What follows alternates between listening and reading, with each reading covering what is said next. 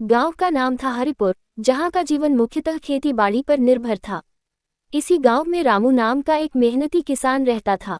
रामू की उम्र करीब 50 साल थी और उसका चेहरा कठोर परिश्रम के निशानों से भरा हुआ था। उसने अपनी पूरी जिंदगी खेतों में मेहनत करते हुए बिताई थी। रामू के पास 5 एकड़ जमीन थी, जिस पर वह धान और गेहूं की खेती करता था। उसकी पत्नी सरिता और 2 बच्चे मोहन और सविता भी खेती में उसकी मदद करते थे। रामू के खेतों में पानी की किल्लत थी और उसे हर साल सिंचाई के लिए बारिश पर निर्भर रहना पड़ता था। गांव के कई किसान कर्ज में डूबे थे क्योंकि उन्हें खेती के लिए आवश्यक संसाधन खरीदने के लिए पैसा नहीं मिल पाता था। रामू भी उन्हीं किसानों में से एक था, जिसने अपनी जमीन गिरवी रखकर पैसे उधार लिए थे। हालांकि रामू का दिल बड़ा था और वह हमेशा गांव के लोगों की मदद के लिए तैयार रहता था। नेता का आगमन। हरिपुर के किसानों की समस्याओं के समाधान के लिए गांव में एक नेता का आगमन हुआ। इस नेता का नाम था राजेश्वर सिंह, जो शहर से आया था। राजेश्वर एक तेजतर्रार और भाषण कला में निपुण व्यक्ति था। उसने गांव में अपने आगमन पर एक सभा का आयोजन किया और सभी किसानों को बुलाया।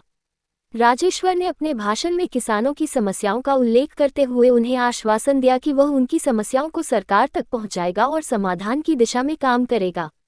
रामू और अन्य किसानों ने राजेश्वर के शब्दों में उम्मीद देखी। वे सभी उसकी बातों से प्रभावित हुए और उसे अपने नेता के रूप में स्वीकार किया। राजेश्वर ने वादा किया कि वह किसानों के लिए सिंचाई की व्यवस्था करेगा और उनकी कर्ज माफी के लिए भी प्रयास करेगा। संघर्ष और विश्वासघात। राजेश्वर सिंह ने अपने वादों को पूरा करने के लिए कई बार गांव का दौरा किया और किसानों की समस्याओं को सुनकर उनका समाधान निकालने की कोशिश की।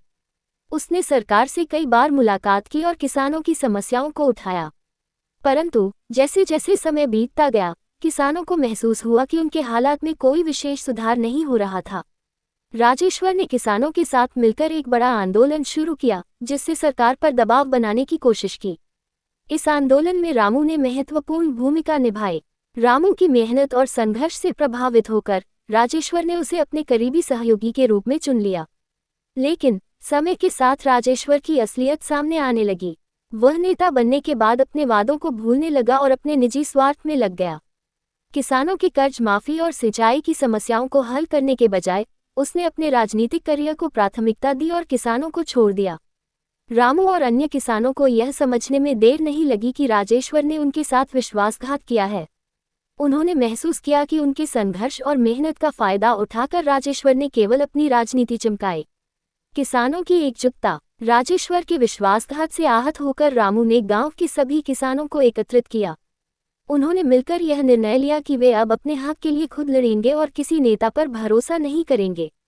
किसानों ने एकजुट होकर अपनी समस्याओं के समाधान के लिए स्वयं ही एक समिति बनाई। रामू को इस समिति का अध्यक्ष चुना गया। उन्होंने मिलकर सरकार पर दबाव बनाने की नई रणनीति बनाई और गांव-गांव जाकर किसानों को जागरूक किया। उन्होंने अपने हक की लड़ाई में सबको शामिल किया और सभी किसानों को संगठित किया। किसानों की इस एकजुटता ने सरकार को झुकने पर मजबूर कर दिया।